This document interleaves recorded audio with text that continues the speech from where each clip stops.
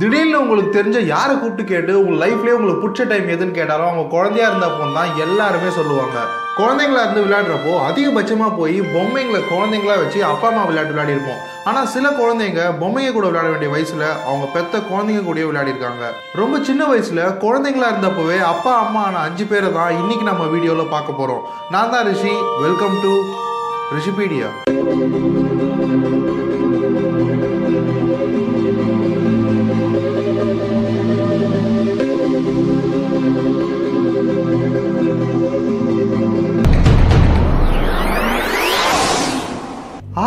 1939 Lina மெடினாக்கு முதல் பையன் குழந்தை பிறந்தப்போ அவங்களுக்கு வெறும் 5.5 வயசு தான் ஆயிருந்துச்சு. முதல்ல வயிறு பெருசானப்போ வயிற்றுல ஏதோ கட்டி வளருதோன்னு சொல்லி அவங்க அப்பாவும் அம்மாவும் ஹாஸ்பிட்டலில் சேர்த்தப்போ தான் தெரிஞ்சது லீனா 7 மாசம் கர்ப்பமா இருந்தாங்கன்னு. இந்த சம்பவம் நடந்த உடனே லீனாவோட அப்பா தான் இதுக்கு காரணமா இருப்பாரோன்னு அவரை போலீஸ் அரெஸ்ட் பண்ணாங்க. கொஞ்ச நாள் கழிச்சு இதுக்கு எந்த ஆதாரமும் இல்லைங்கிறதுனால அவரை ரிலீஸும் பண்ணிட்டாங்க. லீனா மெடினாக்கு பிறந்த பையனுக்கு ஜெராடோன்னு டெலிவரி பண்ண டாக்டரோட பேரையே வச்சிருக்காங்க. அந்த பையனும் சின்ன வயசுல இருந்தே லீனாவை அம்மாவே நினைக்காம அக்கான்னு நினைச்சுதான் ரொம்ப நாளா வளர்ந்துட்டு இருந்திருக்கான். லீனாக்கு அப்ப ரொம்ப சின்ன வயசுங்கிறதுனால அவங்க பையனோட விளையாடுறதை விட பொம்மைங்களோட விளையாடுறது தான் அவங்களுக்கு ரொம்ப பிடிச்சிருந்துச்சான். ஆனா கடைசி வரைக்கும் அந்த குழந்தைக்கு அப்பா யாருன்றது தெரியாத விஷயமாவே தான் இருக்கு. இதுதான் சீன் ஸ்டீவர்ட். இவருக்கு குழந்தை பிறந்தப்போ வெறும் 12 வயசு தான் ஆயிருந்துச்சு. ஆனா விண்ணை தாண்டி வருவாயா சிம்பு மாதிரி லவ் பண்ண பொண்ணு மட்டும் 15 வயசு பொண்ணை லவ் பண்ணிருக்காரு. இவங்க 2 பேர் ஃபேமிலிக்குமே இந்த விஷயத்தை ஃபர்ஸ்ட் கேட்டப்போ செம்ம ஷாக்கா இருந்திருக்கு. நடந்து போச்சுன்னு சொல்லி குழந்தைய வளர்க்கணுங்கிறதுனால 2 பேரும் ஒன்று சேர்ந்துட்டு இருக்காங்க. குழந்தை பிறந்த கொஞ்ச நாளைக்கு எம்மா வெப்ஸ்டரும் சீன் ஸ்டீவர்ட்டும் ஒன்னா இருந்தாலும் கொஞ்ச வருஷத்துக்கு அப்புறம் எம்மா இன்னொருத்தர் கல்யாணம் பண்ணிக்கிட்டாங்க. எம்மா வெப்ஸ்டருக்கு கல்யாணம் ஆன கொஞ்ச நாள்லயே லவ் ஃபெயிலியர் ஆகி சீன் ஸ்டீவர்டோட வாழ்க்கை தடமும் மாறி 3 வாட்டி ஜெயிலுக்கு போயிட்டு வந்து இப்போ எக்கச்சக்கமான பிரச்சனையில மாட்டிட்டு இருக்காரு. நாம பார்க்க போற இவங்க தான் டியா டேவிஸ். இவங்களை பார்க்கறதுக்கு முன்னாடி இவங்களுக்கே ஒரு ஹிஸ்டரி இருக்கு. டியா டேவிஸ் பிறக்கும் போது அவங்க அப்பாவுக்கு வெறும் 15 வயசு தானா.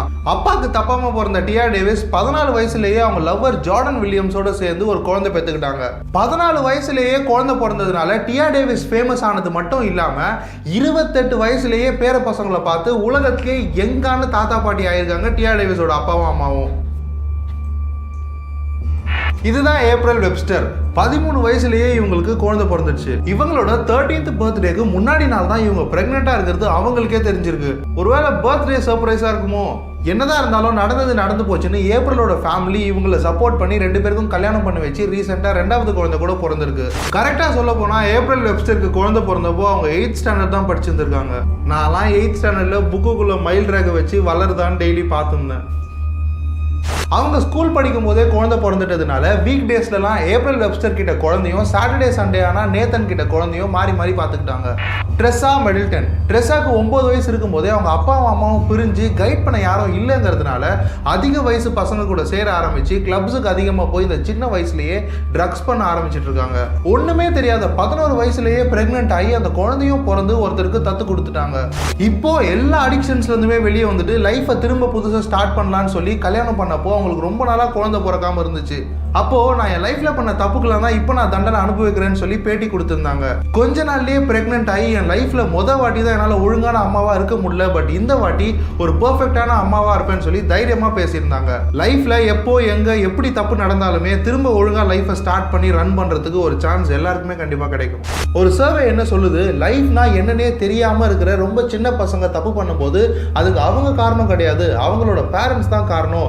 ஒழுங்கான அக்கறையும் ஒழுங்கான கேரும் இல்லாத குழந்தைங்களுக்கு தான் எது கரெக்ட் எது தப்புனே சூஸ் பண்ண முடியாம தப்பான ரூட்ல போறாங்கன்னு சொல்லுது. இன்னொரு சர்வே என்ன சொல்லுதுன்னா 24 மணி நேரத்துல எல்லா பேரண்ட்ஸுமே குறைஞ்சது 3 மணி நேரமாவது குழந்தைங்க கூட ஸ்பெண்ட் பண்ணாதான் அவங்களோட மென்டல் ஹெல்த் சூப்பர்வா இருக்கும்னு சொல்லுது. ஸோ ஸ்கூல் சேர்க்கறது, ட்ரெஸ் வாங்கி தரது, ஃபுட் ப்ரொவைட் பண்றது, ஷெல்டர் தரதுன்னு இதெல்லாம் மட்டும் பண்ணாம உங்க குழந்தைங்க கூட கண்டிப்பா குவாலிட்டி டைம் ஸ்பெண்ட் பண்ண முடியுமான்னு ட்ரை பண்ணுங்க. ஓவரா மெசேஜ் சொல்லிட்டேன்னு நினைக்கிறேன். நாளைக்கு காலைல புது வீடியோட நான் உங்களை வந்து பார்க்குற வரைக்கும்